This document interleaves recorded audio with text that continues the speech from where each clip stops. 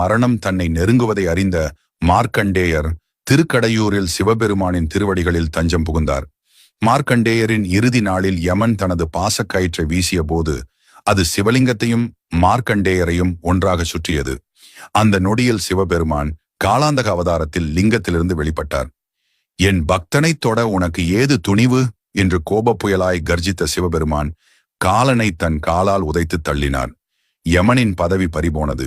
உலகமே மரணமின்றி தவித்தது. தனது தவறை உணர்ந்த யமன் தன் பாவத்தை நீக்கி மீண்டும் பதவியை பெற காவசிகபுரியில் கடும் தவம் மேற்கொண்டார்.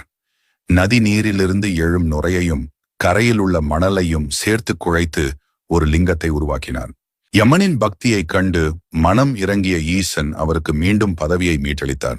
விஸ்வாமித்திர முனிவரால் பிரதிஷ்டை செய்யப்பட்ட அந்த மணல் லிங்கம்தான் இன்றும் சிதைந்து விடாமல் அப்படியே காட்சியளிக்கிறது. இதனாலே